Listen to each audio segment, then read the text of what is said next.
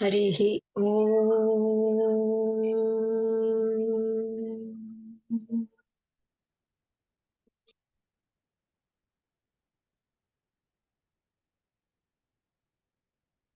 भद्रं कर्णेभिः शृणुयाम देवाः, भद्रं पश्येमाक्षभिर्यजत्राः, स्थिरैरङ्गैस्तुष्टुवागुंसस्तनूभिः। यशेम देवहितं यदायुः, स्वस्ति न इन्द्रो वृद्धश्रवाः, स्वस्ति नः पूषा विश्ववेदाः, स्वस्ति नस्तार्क्ष्यो अरिष्टनेमिः, स्वस्ति नो बृहस्पतिर्दधातु। ॐ शान्ति शान्ति शान्तिः। शन्नो मित्रः शं वरुणः, शन्नो भवत्वर्यमा, शन्न इन्द्रो बृहस्पतिः, शन्नो विष्णुरुक्रमः। नमो ब्रह्मणे नमस्ते वायो, त्वमेव प्रत्यक्षं ब्रह्मासि, त्वामेव प्रत्यक्षं ब्रह्म वदिष्यामि। ऋतं वदिष्यामि, सत्यं वदिष्यामि, तन्मामवतु तद्वक्तारमवतु। अवतु माम्, अवतु वक्तारम्। ॐ शान्ति शान्ति शान्तिः। सहनाववतु सहनौ भुनक्तु, सह वीर्यङ्करवावहै, तेजस्विनावधीतमस्तु मा विद्विषावहै। ॐ शान्ति शान्ति शान्तिः।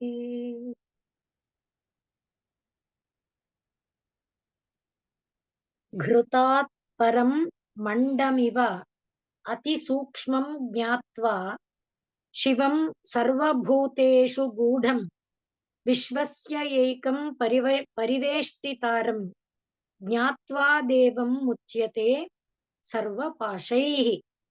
ಈ ಪ್ರಪಂಚದಲ್ಲಿ ನಮ್ಮನ್ನ ಕಟ್ಟಿ ಹಾಕಿರುವಂತ ಯಾವ ಯಾವ ಪಾಶಗಳಿದೆಯೋ ಆ ಎಲ್ಲ ಪಾಶಗಳಿಂದ ಬಿಡುಗಡೆಯನ್ನ ಹೊಂದುವುದಕ್ಕೆ ಬೇಕಾದ ಮಾರ್ಗ ಏನು ಅಂದ್ರೆ ಅದು ಪರಾತ್ಪರ ವಸ್ತುವನ್ನ ತಿಳಿದುಕೊಳ್ಳೋದು ಅನ್ನುವುದನ್ನ ಸುಮಾರು 5-6 ಮಂತ್ರಗಳಿಂದ ಹೇಳ್ತಾ ಬಂದಿದ್ದಾರೆ.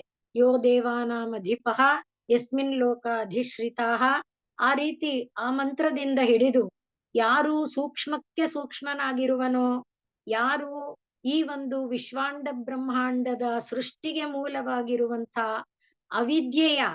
ಅವಿದ್ಯೆಯ ಮೇಲೆ ತನ್ನ ಒಡೆತನವನ್ನ ಸಾಧಿಸಿಕೊಂಡಿದ್ದಾನೋ, ಯಾರು ವಿಶ್ವವನ್ನೆಲ್ಲ ಪಾಲಿಸ್ತಾ ಇದ್ದಾನೋ, ವಿಶ್ವವನ್ನೆಲ್ಲ ಯಾರು ಸುತ್ತುಗಟ್ಕೊಂಡಿದ್ದಾನೋ, ಯಾರು ಈ ಭುವನವನ್ನ ರಕ್ಷಿಸ್ತಾ ಎಲ್ಲಕ್ಕೆ ಒಡೆಯನಾಗಿದ್ದಾನೋ, ಎಲ್ಲಾ ಜೀವಕೋಟಿಗಳಲ್ಲಿ ಗೂಢನಾಗಿದ್ದಾನೋ, ಹೀಗೆ ಹೇಳ್ತಾ ಆ ಪರಾತ್ಪರ ವಸ್ತುವನ್ನ ತಿಳ್ಕೊಳ್ಳುವುದೇ ನಮ್ಮ ಎಲ್ಲ ಎಲ್ಲಾ ಬಂಧನಗಳ ಬಿಡುಗಡೆಗೆ ಮೂಲ ಅನ್ನುವುದನ್ನ ಹಿಂದಿನ ಮಂತ್ರಗಳಲ್ಲಿ ಹೇಳ್ಕೊಂಡು ಬಂದಿದ್ರು.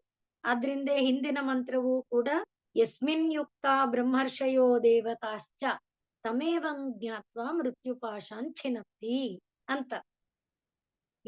ಯಾವ ಒಂದು ಪರಾತ್ಪರ ವಸ್ತುವನ್ನ ತಿಳಿದುಕೊಳ್ಳುವುದಕ್ಕಾಗಿ ಮುನಿಗಳು ಕೂಡ ಸಾಧನೆಗಳನ್ನ ಮಾಡ್ತಾ ಇದ್ದಾರೋ, ಬ್ರಹ್ಮರ್ಷಿಗಳು ದೇವತೆಗಳು ಕೂಡ ಯಾವ ಒಂದು ಪರಾತ್ಪರ ವಸ್ತುವನ್ನ ತಿಳ್ಕೊಂಡಿದ್ದಾರೋ ಅದನ್ನ ತಿಳ್ಕೊಂಡಾಗಲೇ ಜನನ ಮರಣ ಚಕ್ರದಿಂದ ನಮಗೆ ಬಿಡುಗಡೆ ಅನ್ನುವುದನ್ನ ಹೇಳಿ, ಈಗ ಈ 16ನೆಯ ಮಂತ್ರ ಹೇಳ್ತಾ ಇದೆ.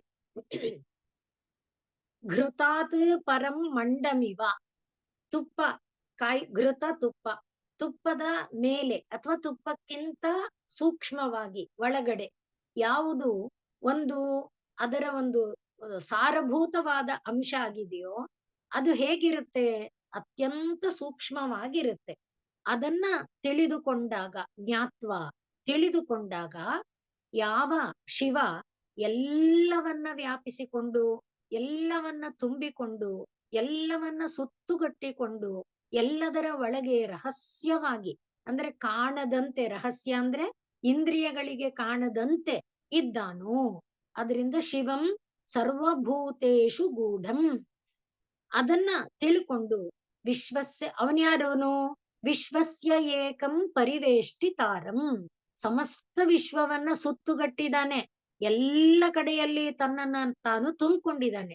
ಅವನನ್ನ ತಿಳಿದಾಗ ನಾವು ಸರ್ವಪಾಶೈ ಮುಚ್ಯತೆ, ಎಲ್ಲಾ ಪಾಶಗಳಿಂದ ಬಿಡುಗಡೆಯನ್ನ ಹೊಂದೋದಕ್ಕೆ ಸಾಧ್ಯ ಆಗುತ್ತೆ ಅನ್ನುವುದನ್ನ ಹಿಂದಿನ ಮಂತ್ರಗಳನ್ನೇ ಮುಂದುವರಿಸ್ಕೊಳ್ತಾ ಈ ಮಂತ್ರವು ಹೇಳ್ತಾ ಇದೆ. ಇಲ್ಲಿ ಘೃತಾತ್ ಪರಂ ಮಂಡಂ ಇವ ಅತಿ ಸೂಕ್ಷ್ಮಂ ಜ್ಞಾತ್ವಾ ಶಿವಂ ಸರ್ವಭೂತೇಷು ಗೂಢಂ. ಈಗ ಘೃತಾತ್ ಪರಂ ಮಂಡಂ ಅತಿ ಸೂಕ್ಷ್ಮಂ ಅಥವಾ ಅತಿ ಸೂಕ್ಷ್ಮಂ ಮಂಡಂ ಅದ್ಯಾವ್ದದು? ಶಿವಂ. ಅದೇನದು? ಸರ್ವಭೂತೇಷು ಗೂಢಂ. ಮತ್ತೆ ಇನ್ನೇನು? ವಿಶ್ವಸ್ಯ ಏಕಂ ಪರಿವೇಷ್ಟಿತಾರಂ. ಅದ್ಯಾವ್ದದು? ದೇವಂ. ಅದನ್ನು ಜ್ಞಾತ್ವ ತಿಳಿದಾಗ ಸರ್ವಪಾಶೈ ಮುಚ್ಯತೆ. ಇದು ಅನ್ವಯ ಆಗುತ್ತೆ. ಅಂದ್ರೆ ಯಾವುದು ಶಿವ ಅಂತ ಯಾವ್ದು ಅನ್ನಿಸ್ಕೊಂಡಿದೆ ಅದು ಘೃತಾತ್ ಪರಂ ಅತಿ ಸೂಕ್ಷ್ಮಂ ಮಂಡಮಿವ. ಘೃತಕ್ಕೆ, ತುಪ್ಪಕ್ಕೆ ಹಿನ್ನೆಲೆಯಲ್ಲಿ, ಆಳದಲ್ಲಿ, ಸೂಕ್ಷ್ಮದಲ್ಲಿ ಇರುವಂತ ಸಾರಭೂತವಾದದ್ದು ಏನಿದೆಯೋ ಅಂತಹುದು ಶಿವ. ಅದು ಏನಾಗಿದೆ? ಸರ್ವಭೂತೇಷು ಗೂಢಂ. ಎಲ್ಲ ಭೂತ ಕೋಟಿಗಳಲ್ಲಿ, ಎಲ್ಲ ಚರಾಚರಗಳಲ್ಲಿ ಗೂಢವಾಗಿದೆ. ಗೂಢವಾಗಿದೆ ಅಂದ್ರೆ ಕಾಣುವಂತಿಲ್ಲ, ಇಂದ್ರಿಯ ಗ್ರಾಹ್ಯವಾಗಿಲ್ಲ. ಮತ್ತೆ ಅದು ಒಂದೇ, ಅದು ಒಂದೇ, ಏಕಂ. ಅದು ಮತ್ತೇನು? ದೇವಂ. ದೇವಂ ಅಂದಾಗ ಎಲ್ಲರಿಗೆ ಆತ್ಮ ಚೈತನ್ಯದಾಯಕವಾಗಿದ್ದು, ಎಲ್ಲರಿಗೆ ಕಾಂತಿಯನ್ನ ಕೊಡುವಂಥದ್ದಾಗಿದ್ದು, ಎಲ್ಲರೊಳಗೆ ತಾನು ಸೇರಿ ಎಲ್ಲರೂ ಮಾಡುವ ಚಟುವಟಿಕೆಗಳೆಂಬ ಲೀಲೆಯಲ್ಲಿ ತಾನು ಪಾತ್ರಧಾರಿಯಾಗಿರುವ ದೇವ. ಅಂದ್ರೆ ದಿವು ಕ್ರೀಡಾಯಾಮ್ ಅಂತ ಇದೆ, ಹಾಗೆ ಸೃಷ್ಟಿ ಎಂಬ ಕ್ರೀಡೆ ಅದನ್ನ ಮಾಡ್ತಾ ಎಲ್ಲವನ್ನ ಪರಿವೇಷ್ಟಿತಾರಂ ಸುತ್ತುಕೊಂಡಿರುವಂತ ಆ ಶಿವ ಎಂಬ ತತ್ವವನ್ನು ತಿಳ್ಕೊಳ್ಳಬೇಕು. ಅದನ್ನ ಜ್ಞಾತ್ವ ತಿಳ್ಕೊಂಡಾಗ ಸರ್ವಪಾಶೈ ಮುಚ್ಯತೆ, ಎಲ್ಲ ಪಾಶಗಳಿಂದ ಬಿಡುಗಡೆ ನಮಗೆ ದೊರಕತ್ತೆ. ಇಲ್ಲಿ ಘೃತಾತ್ ಪರಂ ಅತಿ ಸೂಕ್ಷ್ಮಂ ಮಂಡಂ ಅನ್ನುವಲ್ಲಿ ಘೃತಾತ್ ಪರಂ ಅಂದ್ರೆ ತುಪ್ಪದ ಮೇಲೆ ತೇಲ್ತಾ ಇರುವ ಕೆನೆ ಅಂತ ಹೇಳ್ತಾರೆ. ಆ ಕೆನೆ ಅತ್ಯಂತ ಪ್ರೀತಿ ಪಾತ್ರವಾಗಿ, ಅದು ರುಚಿಕರವಾಗಿ, ಆಸ್ವಾದನೀಯವಾಗಿ ಇರುತ್ತೆ. ಅದರಂತೆ ಪರಬ್ರಹ್ಮ ತತ್ವವು ಕೂಡ ಅಮೃತಮಯವಾಗಿರುತ್ತೆ, ಆಸ್ವಾದನೀಯವಾಗಿರುತ್ತೆ, ಆನಂದದಾಯಕವಾಗಿರುತ್ತೆ ಅನ್ನುವ ಒಂದು ಅರ್ಥವನ್ನ ಸಾಮಾನ್ಯವಾಗಿ ಎಲ್ಲ ಕಡೆಯಲ್ಲಿ ನಾವು ನೋಡ್ತೀವಿ. ಈ ಘೃತದ ಸಾರಭೂತವಾದ ತತ್ವ ಏನು ಅನ್ನೋದನ್ನ ಗಮನಿಸಿದರೆ ತೇಜಃ ಅನ್ನುವುದು ಘೃತದ ತತ್ವ. ತೇಜ ಅಂದ್ರೆ ಹೇಗೆ ಸುವರ್ಣದ ಒಳಗಡೆ ಅದು ಸುವರ್ಣ ಅಂದ್ರೆ ಚಿನ್ನದ ಒಳಗಡೆ ಕರಗುವಿಕೆ ಅನ್ನೋದಿದೆ, ಮತ್ತೆ ಅದರೊಳಗೆ ಹೊಳೆಯುವ ಒಂದು ತತ್ವ. ಆ ಹೊಳೆಯುವ ತತ್ವ ಏನಿದೆ ಅದು ತೇಜಸ್ ತತ್ವ. ಹಾಗೆ ಘೃತದಲ್ಲಿ ಕೂಡ, ಘೃತ ಅಂತ ಹೇಳಿದ್ರೆ ನಾವು ತಿಳಿದುಕೊಂಡಿರುವ ಹಿಂದೆ ಬಂದಿದೆ, ಇದೇ ಇದ್ರೊಳಗೇನೆ ಹಾಲು, ಹಾಲಿನ ಸಾರಭೂತವಾದಂತ ಅಂಶ, ಅದನ್ನ ಮಥನ ಮಾಡಿದಾಗ ಬಂದಂತ ಒಂದು ಸಾರ ಇದು ಹೌದು.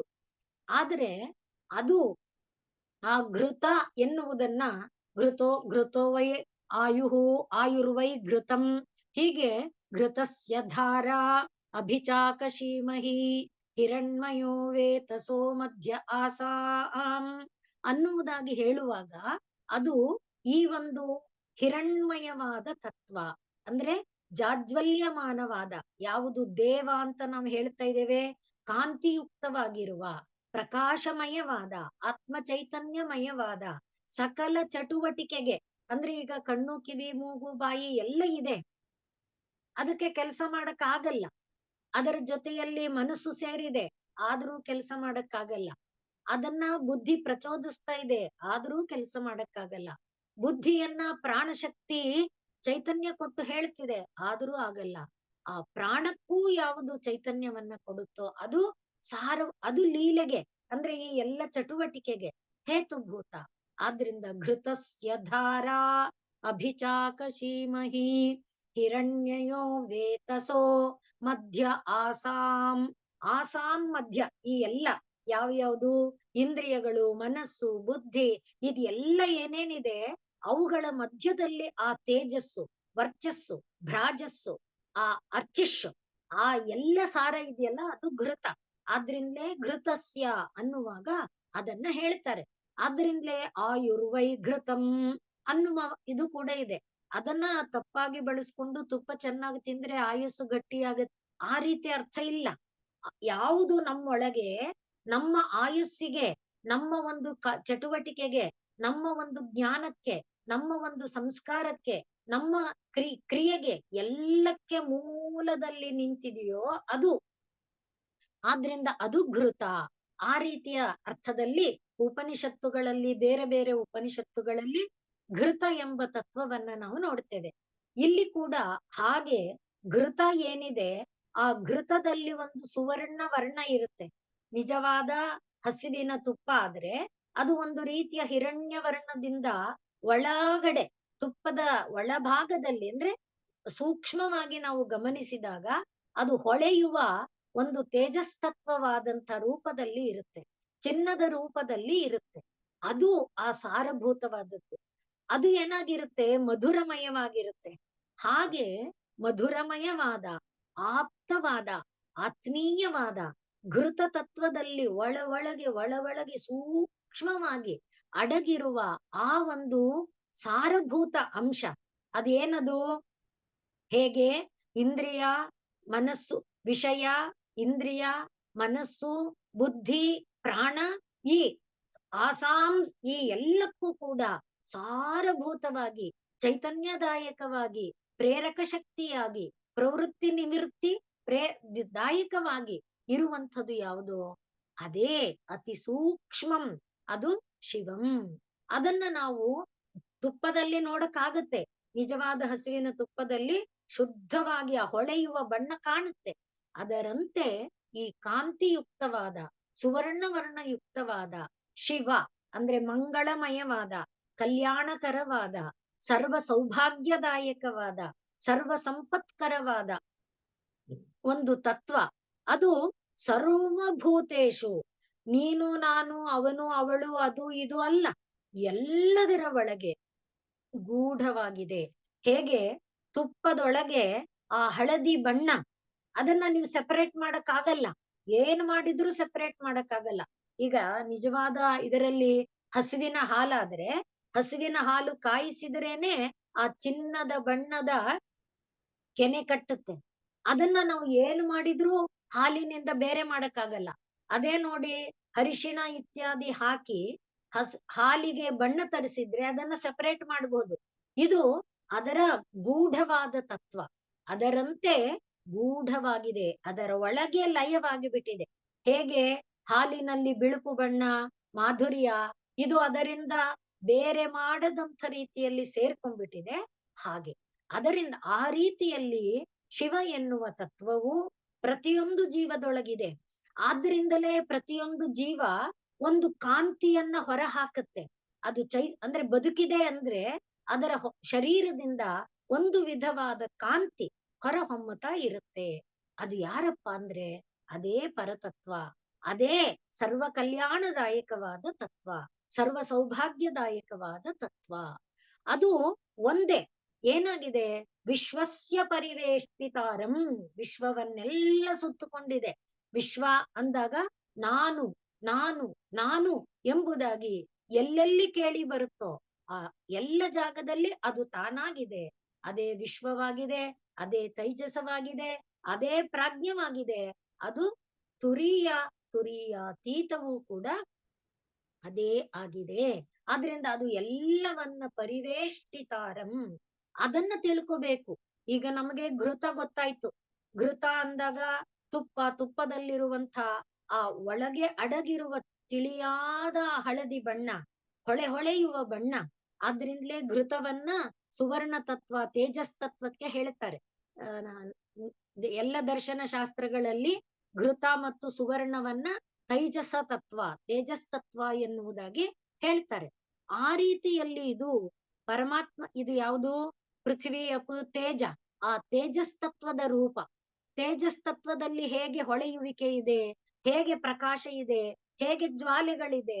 ಆ ಜ್ವಾಲೆ ಕಾಣಲ್ಲ, ಎಲ್ಲಾ ತೇಜಸ್ಸಿನಲ್ಲಿ ಕಾಣಲ್ಲ, ಅಗ್ನಿಯಲ್ಲಿ ಕಾಣುತ್ತೆ. ಅಗ್ನಿಯಲ್ಲೂ ಗೂಢವಾಗಿದ್ರೆ ಕಾಣಲ್ಲ. ಈಗ ಸೌದೆ ಒಳಗೆ, ಕಡ್ಡಿ ಒಳಗೆ ಇದೆ ಅಗ್ನಿ, ಆದ್ರೆ ಕಾಣಲ್ಲ. ಅದು ಪ್ರಜ್ವಲಿಸಿದಾಗ ಮಾತ್ರ ಕಾಣುತ್ತೆ. ಅದರಂತೆ ಘೃತದಲ್ಲಿರುವಂತ ಆ ತೇಜಸವೂ ಕೂಡ, ಆದ್ರಿಂದಲೇ ಅದು ಗೂಢ ಅಂಥ ತತ್ವವನ್ನ. ಅಂದ್ರೆ ಒಟ್ಟು ಇದರಿಂದ ಹೇಳ್ತಾ ಇರೋದೇನು, ನನಗೆ ಕಣ್ಣು ಕಾಣ್ತಾ ಇದೆ. ಕಣ್ಣು ಅಂದ್ರೆ ನನ್ನ ಕಣ್ಣು ಅಂತ ನನಗೆ ಕಾಣ್ತಿಲ್ಲ, ನಿಜ. ನಾನು ವಸ್ತುಗಳನ್ನ ನೋಡ್ತಾ ಇದ್ದೇನೆ, ಪದಾರ್ಥಗಳನ್ನ ನೋಡ್ತಾ ಇದ್ದೇನೆ, ಅದನ್ನ ಗುರುತಿಸ್ತಾ ಇದ್ದೇನೆ. ನಂಗ್ ನೋಡಕ್ಕಾಗ್ತಾ ಇದೆ, ಅದರಿಂದ ನನಗ್ ಕಣ್ಣಿದೆ. ನನ್ನ ಕಣ್ಣಿಂದ ನಾನು ಇದನ್ನೆಲ್ಲ ನೋಡ್ತಿದ್ದೇನೆ, ನನ್ನ ಕಿವಿಯಿಂದ ಇದನ್ನೆಲ್ಲ ಕೇಳ್ತಾ ಇದ್ದೇನೆ. ಇದೆಲ್ಲ ನನಗ್ ಗೊತ್ತಾಗತ್ತೆ. ಹೇಗೆ ಕಾಣ್ತಾ ಇದ್ದೇನೆ, ಹೇಗೆ ಕೇಳ್ತಾ ಇದ್ದೇನೆ, ಆ ಸೂಕ್ಷ್ಮ. ಅದಕ್ಕೆ ಮನಸ್ಸು ಇದರ ಜೊತೆ ಸೇರಿದೆ, ಮನಸ್ಸಿನ ಜೊತೆಯಲ್ಲಿ ಬುದ್ಧಿ ಸೇರಿದೆ, ಬುದ್ಧಿಯ ಜೊತೆಯಲ್ಲಿ ಪ್ರಾಣ ಸೇರಿದೆ. ಅದೆಲ್ಲ ಎಲ್ಲಿ ಕಾಣ್ತಾ ಇದೆ ನಿನಗೆ, ಅನುಭವಕ್ಕೆ ಬರ್ತಾ ಇದೆಯಾ? ಇಲ್ಲ. ಅದು ಸೂಕ್ಷ್ಮ, ಗೂಢ. ಹೇಗದನ್ನ ತಿಳ್ಕೊಳ್ಳೋದು? ಅದಕ್ಕೋಸ್ಕರನೇ ನಾವು ಒಳಕ್ಕೆ ಒಳಕ್ಕೆ ಒಳಕ್ಕೆ, ಆದ್ರಿಂದಲೇ ನಾವು ಏನ್ ಮಾಡ್ಬೇಕು, ಆವೃತ್ತ ಚಕ್ಷು ಆಗ್ಬೇಕು. ಹಾಗಾದಾಗ ಹೇಗೆ ಇಲ್ಲಿ ಹೊರದೃಷ್ಟಿಯಲ್ಲಿ ತುಪ್ಪದಲ್ಲಿ ಕಾಣುತ್ತೆ, ಅದೇ ರೀತಿಯಲ್ಲಿ ಒಳದೃಷ್ಟಿಯಲ್ಲಿ ಅಡಗಿರುವಂತ ಈ ತತ್ವವನ್ನ ನಾವು ಕಂಡಾಗ, ಅದಕ್ಕೆ ಅದು ಸ್ವಲ್ಪ ಕಷ್ಟ. ಕಂಡಾಗ ಏನಾಗುತ್ತೆ, ಸರ್ವ ಪಾಶೈಹಿ ಮುಚ್ಯತೆ. ಯಾವ ಪಾಶ ಅದು? ಕಣ್ಣಿನಿಂದ ನೋಡಿದ ರೂಪಗಳ ಪಾಶ, ಕಿವಿಯಿಂದ ಕೇಳಿದ ಶಬ್ದಗಳ ಪಾಶ, ಬಾಯಿಂದ ಆಸ್ವಾದಿಸಿದ ರಸಗಳ ಪಾಶ, ಹೀಗೆ ಏನೇನು ಪಾಶಗಳಿದೆ, ಆ ಎಲ್ಲ ಪಾಶಗಳು ಬಿಟ್ಟು ಹೋಗುತ್ತೆ. ಯಾಕೆ ಅಂದ್ರೆ ಆ ಎಲ್ಲದರ ಒಳಗೆ ಒಳಗೆ ಒಳಗೆ ಒಳಗೆ ಒಳಗೆ ಯಾರಿದ್ದಾನೆ? ಪರತತ್ವ ಇದ್ದಾನೆ, ಹಿರಣ್ಮಯನಾದಂತ ಪರಾತ್ಪರ ವಸ್ತು ಇದ್ದಾನೆ. ಅದು ನಮಗ ಅರಿವಾಗುತ್ತೆ. ಓಹೋ, ಇದಲ್ಲ ನಾನು ಕೇಳಿದ್ದು, ಇದಲ್ಲ ನಾನು ನೋಡಿದ್ದು, ಇದಲ್ಲ, ಇದರ ಒಳಗೆ ಇದರ ಒಳಗೆ ಇದರ ಒಳಗೆ ಅನ್ನುವ ಆ ಭಾವ ನಮಗೆ ಗಾಢವಾಗುತ್ತೆ. ಆಗ ಯಾವುದು ನಮ್ಮನ್ನು ಕಟ್ಟಾಕಕ್ಕಾಗುತ್ತೆ? ಯಾಕೆಂದ್ರೆ ಅದು ಕಟ್ಟಾಕುವ ಪಾಶವೇ ಅಲ್ಲ. ಅದೇನದು? ಪರತತ್ವ. ಅದು ಕಲ್ಯಾಣಕರವಾದದ್ದು, ಅದು ಮಂಗಳದಾಯಕವಾದ್ದು ಅನ್ನುವ ಭಾವ ನಮಗೆ ಗೊತ್ತಾಗುತ್ತೆ ಅನ್ನುವುದನ್ನ ಈ ಮಂತ್ರ ತಿಳಿಸಿ ಹೇಳ್ತಾ ಇದೆ. ಈಗ ಘೃತಾತ್ ಪರಂ ಮಂಡಂ ಇವ ಅತಿ ಸೂಕ್ಷ್ಮಂ ಜ್ಞಾತ್ವಾ ಶಿವಂ ಸರ್ವಭೂತೇಷು ಗೂಢಂ ವಿಶ್ವಸ್ಯ ಏಕಂ ಪರಿವೇಷ್ಟಿತಾರಂ ಜ್ಞಾತ್ವಾ ದೇವಂ ಮುಚ್ಯತೆ ಸರ್ವ ಪಾಶೈಃ. ಘೃತಾತ್ ಪರಂ ಅತಿ ಸೂಕ್ಷ್ಮಂ ಮಂಡಂ ಇವ. ಅನ್ವಯ ಹಾಗೆ, ಘೃತಾತ್ ಪರಂ ಅತಿ ಸೂಕ್ಷ್ಮಂ ಮಂಡಂ ಇವ ಸರ್ವಭೂತೇಷು, ಅಲ್ಲಿ ಅತಿ ಸೂಕ್ಷ್ಮಂ, ಇಲ್ಲಿ ಸರ್ವಭೂತೇಷು ಗೂಢಂ. ಆದ್ರಿಂದ ಅದು ಗೂಢವಾಗಿರೋದ್ರಿಂದ ಹಿಂದೆ ಹೇಳಿದ್ರಲ್ಲ ಸೂಕ್ಷ್ಮಾತಿ ಸೂಕ್ಷ್ಮಂ, ಅದರಂತೆ ಸೂಕ್ಷ್ಮ. ಅದ್ಯಾವ್ದದು? ಶಿವಂ. ಮತ್ತೆ ಅದಿನ್ನೇನು? ವಿಶ್ವಸ್ಯ ಏಕಂ ಪರಿವೇಷ್ಟಿತಾರಂ. ವಿಶ್ವಸ್ಯ ಏಕಂ ಪರಿವೇಷ್ಟಿತಾರಂ. ಮತ್ತಿನ್ನೇನು? ದೇವಂ. ಆದ್ರಿಂದ ಜ್ಞಾತ್ವಾ. ಜ್ಞಾತ್ವಾ ಎನ್ನುವುದಾಗಿ 2 ಬಾರಿ. ಯಾವ ರೀತಿ? ಅತಿ ಸೂಕ್ಷ್ಮವಾದ ತುಪ್ಪದ ಒಳಗೆ ಅಡಗಿರುವ ಅದರ ತೈಜಸ ಭಾವ, ಅದರ ಹಿರಣ್ಮಯ ಭಾವ, ಅದರ ಅಮೃತ ಭಾವ, ಅದರ ಸಾರಭೂತವಾದ ಶಕ್ತಿ ತತ್ವದ ಭಾವ, ಆಯುರ್ವರ್ಧಕ ಭಾವ ಏನನ್ನ ನಾವು ಜ್ಞಾತ್ವ ತಿಳ್ಕೊಳ್ತೇವೋ ಅದರಂತೆ ಸರ್ವ ಕಲ್ಯಾಣಕರವಾದ, ಸರ್ವಮಂಗಲಕರವಾದ, ಸರ್ವ ಸೌಭಾಗ್ಯಕರವಾದ ಶಿವತತ್ವ ಎಂಬುದು ಎಲ್ಲದರ ಒಳಗೂ ತುಂಬಿಕೊಂಡಿದೆ. ಅದನ್ನು ಅದರಂತೆ ಜ್ಞಾತ್ವ ತಿಳಿದುಕೊಂಡಾಗ ಸರ್ವಪಾಶೈಹಿ ಮುಚ್ಯತೆ, ಸರ್ವಪಾಶಗಳಿಂದ ಬಿಡುಗಡೆಯಾಗುತ್ತೆ. ಹಿಂದಿನಲ್ಲಿ ಏವಂ ಜ್ಞಾತ್ವ ಮೃತ್ಯುಪಾಶಾನ್ ಛಿನತ್ತಿ, ಮೃತ್ಯುಪಾಶಗಳನ್ನ ಕತ್ತರಿಸಿ ಹಾಕೊಳ್ತಾನೆ. ಇಲ್ಲಿ ಮೃತ್ಯುಪಾಶಗಳಿಂದ ಬಿಡುಗಡೆಯನ್ನ ಹೊಂದುತ್ತಾನೆ. ಮೃತ್ಯುಪಾಶವನ್ನ ಕತ್ತರಿಸಿ ಹಾಕೋದು, ಬಿಡುಗಡೆ ಹೊಂದೋದು ಸ್ವಲ್ಪ ಹೆಚ್ಚು ಕಡಿಮೆ ಒಂದೇ ಆದ್ರೂ ಕೂಡ ಕತ್ತರಿಸಿ ಹಾಕಿ, ಇಲ್ಲಿ ಈ ಕತ್ತರಿಸಿ ಹಾಕುವಲ್ಲಿ ಅವನ ಸಾಧನಾದಿಗಳ ಪ್ರಯತ್ನ ಇದೆ. ಆದ್ರೆ ಇಲ್ಲಿ ಸಾಧನಾದಿಗಳ ಪ್ರಯತ್ನ ಇಲ್ಲ, ಪರಾತ್ಪರ ವಸ್ತುವಿನ ಕೃಪಾ ಇದೆ. ಆದ್ರಿಂದ ತಾನಾಗಿ ತಾನು ಯಾವಾಗ ಅರಿವು ಬಂತೋ ಅಲ್ಲಿ ಬಿಡುಗಡೆಯಾಯ್ತು. ಅಲ್ಲಾದ್ರೆ ಅರಿವು ಪಡೆಯುವುದಕ್ಕೆ ಸಾಧನಗಳನ್ನ ಮಾಡ್ಕೊಳ್ತಾ ಅರಿವೆಂಬ ಕತ್ತಿಯಿಂದ ಅದನ್ನ ಕತ್ತರಿಸ್ಕೊಳ್ಳೋದು. ಇಲ್ಲಿ ಅರಿವು ಬರ್ತಾ ಇದ್ದಂತೆ ಅದು ತಾನೇ ಬಿಟ್ಟು ಹೋಗುತ್ತೆ. ಹೇಗೆ ಬ್ರಹ್ಮಾಸ್ತ್ರಕ್ಕೆ ಹೊರಗಿನಿಂದ ಒಂದು ಬೇರೆ ದಾರವನ್ನು ಹಗ್ಗವನ್ನು ಕಟ್ಟಿದ್ರೆ ಅದು ತಾನೇ ಬಿಟ್ಟು ಹೋಗ್ಬಿಡುತ್ತೆ, ಹಾಗೆ. ಆದ್ರೆ ಬ್ರಹ್ಮಾಸ್ತ್ರ ಬಿಟ್ಟು ಹೋಗಬಾರದು, ಅದು ಬೇರೆ. ಇಲ್ಲಿ ನಾವು ಅರ್ಥ ಮಾಡ್ಕೊಳ್ಳೋದಕ್ಕಾಗಿ ಹೇಳ್ಕೊಳ್ತಾ ಇರುವಂತದ್ದು.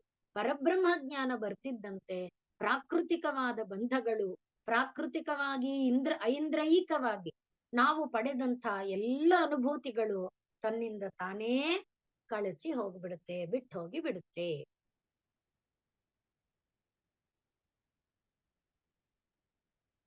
ಮೇಡಮ್, ಇಲ್ಲಿ ಹಾ ಸರ್. ಮಂಡಂ ಅನ್ನೋ ಪದಕ್ಕೆ ಹಾ ಇಷ್ಟು ವಿವರಣೆ ಕೊಟ್ರೆ ನಿಮಗೆ.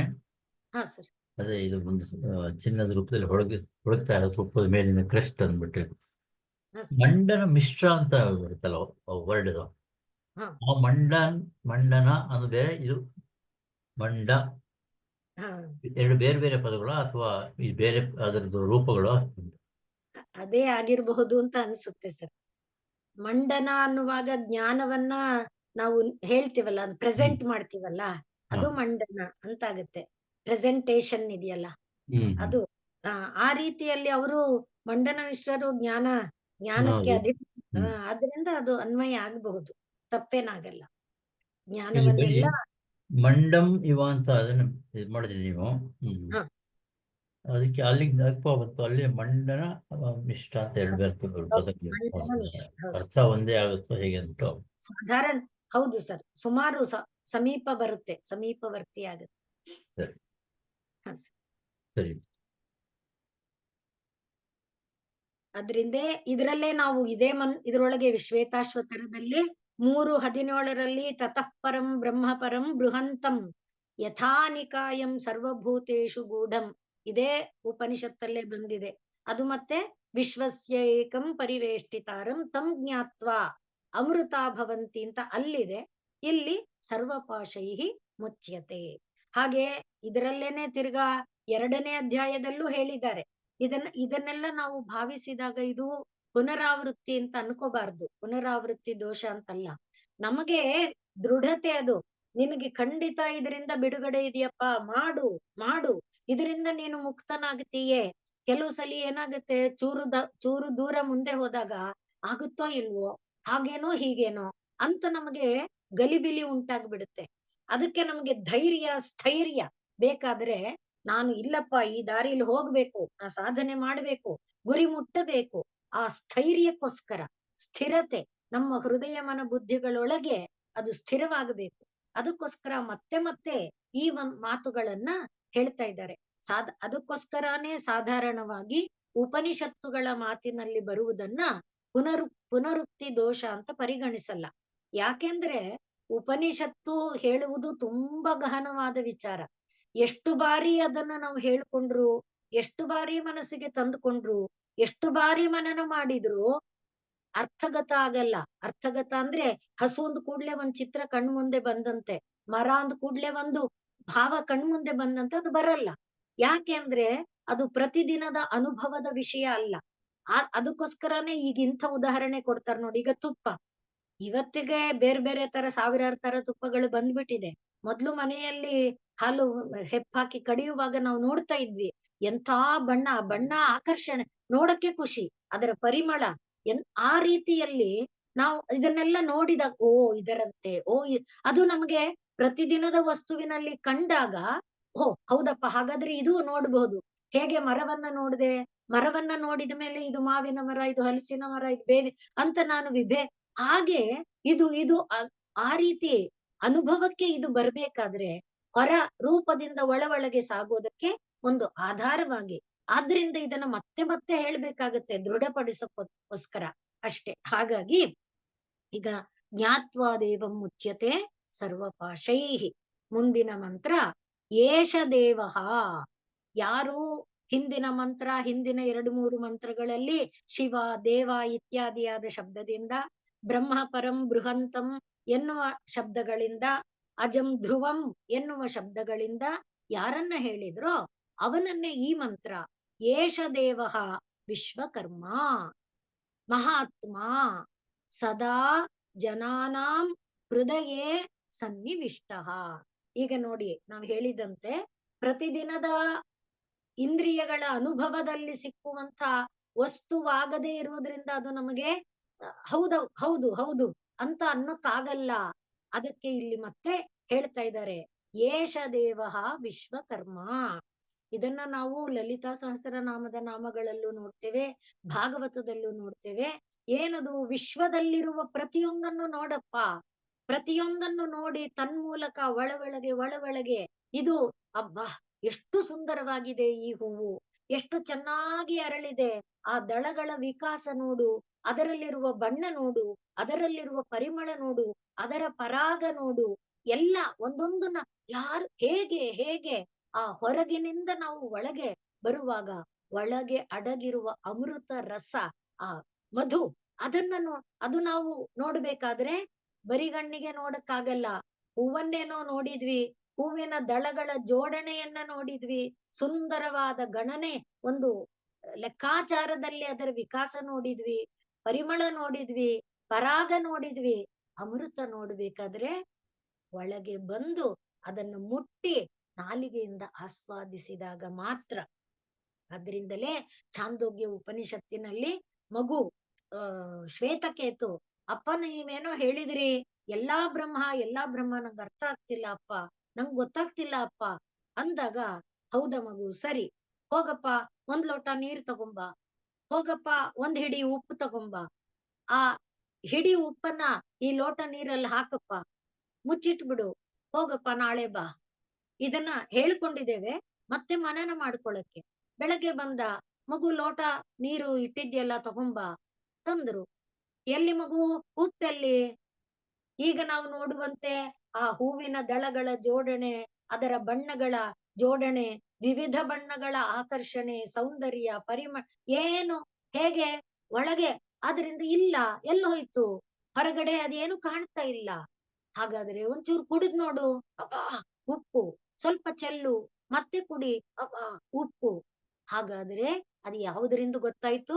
ಆಸ್ವಾದನೆ, ಬೇರೆ ಇಂದ್ರಿಯದಿಂದ. ಅದರಂತೆ ಈ ಮಧು ಆ ಪುಷ್ಪದ ಒಳಗೆ ಅಡಗಿರುವ, ಅದೇ ಇಲ್ಲಿ ಗೂಢಂ, ಒಳಗೆ ಅಡಗಿರುವ ಆ ಮಧು. ಯಾವ ಹೂವಾದ್ರೂ, ಬೇವಿನ ಹೂವಾದ್ರೂ ಮಧು ಇದೆ. ಆ ಮಧು ಆ ರೀತಿಯಾಗಿ ಆ ಇರುವ ಮಧುವನ್ನ ಕಾಣೋದು, ಭಾವಿಸೋದಿದೆಯಲ್ಲ, ಅದರಂತೆ ಸದಾ ಜನಾನಾಂ ಹೃದಯೇ ಸನ್ನಿವಿಷ್ಟ. ಬರೀ ಜನ ಅಲ್ಲ, ಎಲ್ಲ ಇದರೊಳಗೆ. ಅದಕ್ಕೆ ನೋಡಿ, ಇದು ನಮ್ಮ ಇಂದ್ರಿಯಗಳ ಅನುಭೂತಿಯಲ್ಲಿ ಬಂದಾಗ ಓ ಅರ್ಥ ಆಯ್ತು, ಓ ಗೊತ್ತಾಯ್ತು, ಓ ಅಂತೀವಲ್ಲ, ಹಾಗೆ. ಆದ್ದರಿಂದ ಹೃದಯದ ಒಳಗಿದ್ದಾನೆ. ಈಗ ಹೇಗೆ ಹೂವಿನ ಒಳಗಡೆ ಮಧು ಇದೆ, ಎಲ್ಲಿ ಕಾಣ್ಲಿಲ್ವಲ್ಲ? ಹೂವನ್ನ ಮೇಲೆತ್ತಿ ಅದರ ಕೆಳಗಡೆ ಒಂದು ಹೂವಿನ ಬಟ್ಟಲು ಇರುತ್ತಲ್ಲ, ಆ ಬಟ್ಟಲು ಅದನ್ನ ತೆಗಿ, ಆ ಕೆಳ ಭಾಗದಲ್ಲಿ ಒಂದು ಸಣ್ಣ ಕೈಗೆ ಮುಟ್ಟಿದರೆ ಅಂಟುವಂತ, ಎಷ್ಟು ಒಂದು ಬಿಂದುವಿಗೆ 100 ಭಾಗ ಮಾಡ್ಬೋದೇನು, ಆದರೆ ರುಚಿ ಮಾತ್ರ ಆಸ್ವಾದನೀಯ. ಹಾಗೆ ಇರುವಂತೆ ಹೃದಯದ ಒಳಗಿದೆ, ಒಳಗಡೆಗೆ. ಅದನ್ನ ಹೇಗ್ ತಿಳಿಯೋದು? ಹೃದಾ ಮನೀಷಾ ಮನಸಾ ಅಭಿಕೃತ. 4 ಮಾರ್ಗಗಳಿಂದ ಇದನ್ನ ತಿಳ್ಕೊಳ್ಬೇಕು. ಆಗ ಅವನು ಯಯೇ ತದ್ವಿದುಹು, ಯಾರು ಈ ಅಮೃತವನ್ನ ತಿಳ್ಕೊಳ್ತಾರೋ ಅವರು ಅಮೃತ ಭವಂತಿ, ಅಮೃತರಾಗುತ್ತಾರೆ ಅನ್ನುವುದಾಗಿ ಅಮೃತವಾಗುವ ಮಾರ್ಗವನ್ನ ಮತ್ತೊಮ್ಮೆ ಈ ಮಂತ್ರ ನಮ್ಗೆ ಹೇಳ್ತಾ ಇದೆ. ಏಷ ದೇವಃ ವಿಶ್ವಕರ್ಮ ಮಹಾತ್ಮ ಸದಾ ಜನಾನಾಂ ಹೃದಯೇ ಸನ್ನಿವಿಷ್ಟ. ಹೃದಾ ಮನೀಷಾ ಮನಸಾ ಅಭಿಕ್ಲೃಪ್ತ. ಇವೆಲ್ಲ ತೃತೀಯ ವಿಭಕ್ತಿಲಿದೆ, ಅಂದ್ರೆ ಇದೆಲ್ಲ ಸಾಧನಗಳು ಅಂತ. ಆದ್ರಿಂದ ಯಹ ಏತತ್ ವಿದುಹು, ಯಹ ಅಲ್ಲ ಸಾರಿ, ಏತತ್ ವಿದುಹು, ಅವರು ತೇ ಅಮೃತ ಭವಂತಿ, ಅವರು ಅಮೃತರಾಗುತ್ತಾರೆ. ಇಲ್ಲಿ ಹೆಚ್ಚು ಅನ್ವಯ ಏನು ಇಲ್ಲ, ಸರಳವಾಗೇ ಇದೆ. ಇಲ್ಲಿ ದೇವಃ ಏಷಃ, ಏಷಃ ಅಂದಾಗ ಇಲ್ಲಿವರೆಗೆ ಹೇಳಿದ್ದು ಆ, ಅಂದ್ರೆ ಒಳಗಡೆ ಅಡಗಿದೆಯಲ್ಲ ಅದು ಆ. ಈಗ ಏಷ ಅನುಭವಕ್ಕೆ ಬರ್ತಾ ಇದೆ, ಕಾಣ್ತಾ ಇದೆ. ಹೇಗೆ ಈಗ ತಾನೇ ಹೇಳಿದ್ವಲ್ಲ, ಆ ಹೂವನ್ನ ಕೆಳಭಾಗಕ್ಕೆ ಬಂದು ಆ ಹೂವಿನ ಪುಷ್ಪ ಇದೆಯಲ್ಲ, ಪುಷ್ಪದ ಬಟ್ಟಲು, ಆ ಬಟ್ಟಲನ್ನ ಹಸಿರು ಅದನ್ನ ತೆಗೆದಾಗ ಎಳೆದಾಗ ಅಲ್ಲಿ ಕಾಣುವ ಆ ಒಂದು ಸ್ಪರ್ಶದಿಂದ, ನಾಲಿಗೆಯ ಆಸ್ವಾದನೆಯಿಂದ ಅನುಭವಕ್ಕೆ ಬರುವ, ಕಾಣಿಗೆ ಕಾಣಲ್ಲ ಆದ್ರೆ ಅನುಭವಕ್ಕೆ ಬರುವಂತ, ಸ್ಪರ್ಶದಲ್ಲಿ ಅಂಟಾಗಿ ಭಾಸವಾಗುವಂತ, ಕೆಲವುದರಲ್ಲಿ ತುಂಬಾ ಇರುತ್ತೆ, ಆವಾಗಾದ್ರೆ ಸ್ವಲ್ಪ ಮಟ್ಟಿಗೆ ಭಾಸ ಆಗಬಹುದು. ಕೆಲವು ಹೂವುಗಳಲ್ಲಿ ಮಾತ್ರ, ವಿಶೇಷವಾಗಿ ಮಾವಿನ ಹೂವು, ಮತ್ತೆ ಈಗ ಹೇಳ್ತಾರದೇನು ಅಂಟ್ವಾಳಕಾಯಿ ಅಲ್ಲ, ಇದ್ರ ಕಾಯಿ ಏನು, ಬೀದಿಗೆ ರೋಡ್ಗೆಲ್ಲ ಕಚ್ಕೊಳ್ಳುತ್ತೆ ಹಳದಿ ಹೂವು. ಹಳದಿ ಹೂವಲ್ಲಿ ಇಷ್ಟಿಷ್ಟುದ್ದ ಕಾಯಿ, ಅದರಲ್ಲಿ ತುಂಬಾ ಜೇನಿರುತ್ತೆ, ಅಂದ್ರೆ ತೊಟ್ಟಿಕ್ಕುತ್ತೇನೋ ಅನ್ನೋ ತರಹ. ಆದ್ರಿಂದ ಆ ಕಾಯಿ ಕೂಡ ಹಸುಗಳಿಗೆ ತುಂಬಾ ಇಷ್ಟ. ಹಸುಗಳಿಗೆ ಖರ್ಜೂರ ಅಂತ ಹೇಳ್ತಾರೆ ಅದನ್ನ ವರ್ಣನೆ ಮಾಡುವಾಗ. ಒಂದ್ ಕಾಲದಲ್ಲಿ ಇದ್ರ ಬಾಲುಗಳು ಮಾಡ್ಕೊಳ್ತಾ ಇದ್ರು ಮಕ್ಕಳ ಆಟ ಆಡಕ್ಕೆ. ಅಂಥ ಹೂವು ಅಂದ್ರೆ ದಾರಿಯಲ್ಲೆಲ್ಲ ಈಗ ಈ ಕಾಲದಲ್ಲಿ ತುಂಬಾ ಬಿಟ್ಟಿರುತ್ತೆ. ಅಂಥ ಕೆಲವು ಹೂಗಳಲ್ಲಿ ಮಾತ್ರ ಅನುಭವಕ್ಕೆ ಬರುವಂತೆ ಸಿಕ್ಕಬಹುದು, ಎಲ್ಲಾ ಹೂವಲ್ಲಿ ಅದು ಅನುಭವಕ್ಕೆ ಬರುವಂತೆ ಸಿಕ್ಕಲ್ಲ. ಒಟ್ಟಿನಲ್ಲಿ ಈಗ ಅವನು ಆ ಏಷಃ, ಏಷಃ ಅಂದ್ರೆ ಅನುಭವಕ್ಕೆ ಬರುವಂತೆ. ಇಲ್ಲಿವರೆಗೆ ಏನೇನು ಹೇಳಿದ್ವಿ, ಘೃತಾತ್ ಪರಂ ಅಂದ್ವಿ, ಅಜಃ ಅಂದ್ವಿ, ಸೂಕ್ಷ್ಮಾತಿ ಸೂಕ್ಷ್ಮಂ ಅಂದ್ವಿ, ಹೀಗೆ ಬೇರೆ ಬೇರೆ ಏನೇನು ಉದಾಹರಣೆಗಳನ್ನು ಕೊಟ್ಕೊಂಡು ಬಂದ್ವಲ್ಲ, ಅವನು ಏಷಃ ಈಗ ನಮ್ಮ ಅನುಭವಕ್ಕೆ ಕಣ್ಣೆದುರಿನಲ್ಲಿ ಅನುಭೂತಿಗೆ ಬರುವಂತೆ ಇದ್ದಾನೆ. ಹೇಗೆ ಹೊಳಿತಾ ಇದ್ದಾನೆ, ಜಾಜ್ವಲ್ಯಮಾನನಾಗಿದ್ದಾನೆ, ಸೂರ್ಯನಂತೆ ಹೊಳಿತಿದ್ದಾನೆ, ಚಂದ್ರನಂತೆ. ಆದ್ರಿಂದಲೇ ಧ್ಯಾಯೇತ್, ಆ ಸೂರ್ಯಮಂಡಲದ ಮಧ್ಯದೊಳಗೆ ಹಿರಣ್ಮಯನಾದಂತ ಹಾರಿ ಹಿರಣ್ಮಯ ವಪುಹು, ಆ ರೀತಿಯಾದ ಪರಮಾತ್ಮನನ್ನ, ಹಾಗೆ ಅವನು ದೇವನಾಗಿದ್ದಾನೆ. ಮತ್ತೆ ವಿಶ್ವಕರ್ಮ, ವಿಶ್ವದಲ್ಲಿ ನೀನು ಏನೇನು ನೋಡ್ತೀಯೇ, ಕೇಳ್ತೀಯೇ, ಆಡ್ತೀಯೇ, ಅನುಭವಿಸ್ತೀಯೇ, ಹೋಗ್ತೀಯೇ, ಮುಟ್ಟುತ್ತೀಯೇ, ಎಲ್ಲ ಜ್ಞಾನೇಂದ್ರಿಯ ಕರ್ಮೇಂದ್ರಿಯದಲ್ಲಿ ಏನಿದೆ ಅದೆಲ್ಲ ಕರ್ಮ ಯಾರದು? ಪರಮಾತ್ಮನದು. ಕರ್ಮ ಅಂದ್ರೆ ಮಾಡಿದ ಕೆಲಸದ ಫಲ. ಆದ್ರಿಂದ ಅಂದ್ರೆ ಕರ್ತೃವಾದವನು ತಾನು ಮಾಡಿದ ಕ್ರಿಯೆಯ ಫಲ ಏನಿದೆ ಅದು ಕರ್ಮ. ಈಗ ಕರ್ತೃ ಯಾರು? ಪರಮಾತ್ಮ ಮಾತ್ರ, ಇನ್ಯಾರು ಕರ್ತೃ ಅಲ್ಲ. ಆದ್ದರಿಂದಲೇ ವ್ಯಾಕರಣ ಶಾಸ್ತ್ರದಲ್ಲಿ ಸ್ವತಂತ್ರ ಕರ್ತ ಅಂತ ಹೇಳ್ತಾರೆ. ಕರ್ತೃ ಯಾರು? ಅವನು ಸ್ವತಂತ್ರ. ನಾವು ಕರ್ತೃಗಳಲ್ವಾ? ನಾನ್ ಕೇಳ್ದೆ, ನಾನ್ ನೋಡ್ದೆ, ನಾನ್ ಹೇಳ್ದೆ, ನಾನ್ ಮಾಡ್ದೆ ಅಲ್ಲ. ಯಾಕೆ? ನೀನು ಸ್ವತಂತ್ರನಲ್ಲ. ಕಣ್ಣು, ಮನಸ್ಸು, ಬುದ್ಧಿ, ರೂಪ ಎಲ್ಲ ಅನುಕೂಲಕರವಾಗಿದ್ರೆ ನೀನ್ ನೋಡ್ತೀಯೇ, ಇಲ್ದೇ ಇದ್ರೆ ನೀನೆಲ್ ನೋಡ್ತೀಯೇ? ನೀನು ನಿನ್ನಿಚ್ಛೆ, ನನ್ನಿಷ್ಟ ರೀ ನಾನ್ ಇಲ್ಲ, ಹಾಗಾಗಕ್ಕಾಗಲ್ಲ. ಇವರೆಲ್ಲರ ಸಹಕಾರ ಇದ್ರೆ ಮಾತ್ರ. ಆದ್ರಿಂದ ನೀನು ಅಸ್ವತಂತ್ರನೇ. ಎಲ್ಲರೂ ಸಹಕರಿಸಿದ್ದಾರೆ, ಆತ್ಮ ಚೈತನ್ಯ ತಾನು ಸಹಕರಿಸಲ್ಲ ಅಂದ್ರೆ? ಆತ್ಮ ಚೈತನ್ಯ ಪ್ರಾಣಕ್ಕೆ ಚೈತನ್ಯವನ್ನ ಕೊಡದೇ ಇದ್ರೆ, ಪ್ರಾಣ ಬುದ್ಧಿಯನ್ನ ತುಂಬದೇ ಇದ್ರೆ, ಬುದ್ಧಿ ಮನಸ್ಸನ್ನ ಪ್ರೇರಿಸದೇ ಇದ್ರೆ, ಮನಸ್ಸು ಇಂದ್ರಿಯಗಳ ಕಡೆಗೆ ಬರದೇ ಇದ್ರೆ, ಇಂದ್ರಿಯ ವಸ್ತುವಿನ ಕಡೆಗೆ ಬರದೇ ಇದ್ರೆ, ಜ್ಞಾನ ಎಲ್ಲಿದೆ? ರೂಪ ಎಲ್ಲಿದೆ? ಎಲ್ಲಿ ನೋಡ್ತೀಯ? ನಿನ್ ಕಣ್ಣೆದುರಿಗೆ ಇದೆಯಲ್ಲ ರೀ. ಅಯ್ಯೋ ಹೌದಾ, ನಂಗೆ ಗೊತ್ತಾಗ್ಲೇ ಇಲ್ಲ. ಯಾಕೆ ಗೊತ್ತಾಗ್ಲಿಲ್ಲ? ಮನಸ್ಸು ಅಲ್ಲಿ ಇರ್ಲಿಲ್ಲ ಅಲ್ವಾ? ಅದನ್ನ ನೋಡುವಾಗ ನಾನು ಸ್ವತಂತ್ರನಲ್ಲ. ನಾನು ಕೇಳಿದೆ, ನಾನು ಮಾಡಿದೆ, ಯಾವುದಕ್ಕೂ ಇಂದ್ರಿಯಗಳು ಚೆನ್ನಾಗಿರ್ಬೇಕು. ಇಂದ್ರಿಯಗಳು ಆರೋಗ್ಯಕರವಾಗಿರ್ಬೇಕು, ದೃಢವಾಗಿರ್ಬೇಕು. ಇಂದ್ರಿಯಗಳಲ್ಲಿ ಗ್ರಹಣ ಧಾರಣ ಪಟುತ್ವ ಇರ್ಬೇಕು. ಇಲ್ಲದೆ ಇದ್ರೆ ನೀನ್ ಯಾವ ಸ್ವತಂತ್ರ? ನೀನೆಲ್ಲಿ ಕೇಳ್ತೀಯೇ? ಆದ್ರಿಂದ ಸ್ವತಂತ್ರ ಕರ್ತ ಯಾರು? ಪರಮಾತ್ಮ ಒಬ್ಬನೇ. ಅವನು ತಾನು ಮಾಡಿದ ಏನನ್ನ? ಈ ಒಂದು ಕೆಲಸವನ್ನ. ಯಾವ ಕೆಲಸ? ಸೃಷ್ಟಿ ಎಂಬ ಕೆಲಸ. ಅದರ ಫಲ ಯಾವುದು? ಅದೇ ಈ ವಿಶ್ವ. ಸೃಷ್ಟಿ ಎಂಬ ಕೆಲಸವನ್ನ ಮಾಡುವಾಗ ಮೊದಲಿಗೆ ಏನು ಮಾಡಿದ? ಪ್ರಕೃತಿ. ಆ ಪ್ರಕೃತಿ ಸತ್ವರಜಸ್ತಮೋ ಗುಣಾತ್ಮಕ. ಆ ಸತ್ವರಜಸ್ತಮೋ ಗುಣಾತ್ಮಕ ಪ್ರಕೃತಿಯ ವಿಕಾಸದಿಂದ ಏನೆಲ್ಲ ಬಂತು? ಮಹತ್ತತ್ವ ಬಂತು, ರಜಸ್ತತ್ವ ಬಂತು, ವೈಕಾರಿಕ, ತೈಜಸ, ತಾಮಸ. ಅದರಿಂದ ಅಧಿಷ್ಠಾತೃ ದೇವತೆಗಳು, ಪಂಚಭೂತಗಳು, ಪಂಚತನ್ಮಾತ್ರಗಳು, ಅವುಗಳಿಂದ ಈ ವಿಕಾಸ ನೋಡಿ. ಅದೆಲ್ಲ ಯಾವ ಫಲ? ಯಾರು? ಸ್ವತಂತ್ರನಾದವನು ಸೋಪಶ್ಯತ, ಸೋಕಾಮಯತ. ಅದು ಆದ್ರಿಂದ ಅದು ಅದರ ಫಲ ಯಾವುದು? ಈ ವಿಶ್ವ. ಆದ್ರಿಂದ ಅದನ್ನ ವಿಶ್ವಕರ್ಮ. ವಿಶ್ವಕರ್ಮ ಅಂದ್ರೆ ವಿಶ್ವದ ಶಿಲ್ಪಿನೂ ಹೌದು, ನಿಜ. ಆದ್ರೆ ಆ ಅರ್ಥದಲ್ಲೇ ವಿಶ್ವಕರ್ಮ ಅವನು. ಆದ್ರೆ ಇಲ್ಲಿ ಕರ್ಮ ಎನ್ನುವುದು ಪರಮಾತ್ಮನ ಸಂಕಲ್ಪ. ನಾನು ಬಹುಸ್ಯಾಂ, ನಾನು ತುಂಬಾ ಆಗಬೇಕು. ಆ ಸಂಕಲ್ಪದ ಕ್ರಿಯೆ, ಆ ಸಂಕಲ್ಪದ ಕ್ರಿಯೆಯ ಫಲ ಏನು? ಅದೇ ವಿಶ್ವ. ಅದರಿಂದ ಕರ್ಮ, ಕ್ರಿಯಾಫಲ ಕರ್ಮ. ಆ ಕರ್ಮ ಯಾವ ರೂಪದಲ್ಲಿದೆ? ವಿಶ್ವ ಎಂಬ ರೂಪದಲ್ಲಿದೆ. ಆ ವಿಶ್ವ ಎಂಬ ಕ್ರಿಯಾರೂಪ ಫಲವನ್ನ ಮಾಡಿದ ಕರ್ತೃ ಯಾರು? ದೇವಃ. ಆದ್ರಿಂದಪ್ಪ, ನೀನು ನೋಡುವ ಹೂವನ್ನ, ಗಿಡವನ್ನ, ಮರವನ್ನ, ಬಳ್ಳಿಯನ್ನ, ನೀನು ಅನುಭವಿಸ್ತಾ ಇರುವ ಸೋದರಾದಿ ಸಂಬಂಧಗಳನ್ನ, ಮಾತಾ ಪಿತೃಗಳಾದಿ ಸಂಬಂಧ, ಬೃಹದಾರಣ್ಯಕದಲ್ಲಿ ಇದಕ್ಕೆ ದೊಡ್ಡ ಇದಿಟ್ಕೊಂಡು ಒಂದೊಂದನ್ನು, ಈಗ ನಾ ಹೇಳ್ತಿರುವ ಒಂದೊಂದನ್ನು ಯಾಜ್ಞವಲ್ಕ್ಯರು ಹೇಳ್ತಾ ಬರ್ತಾರೆ.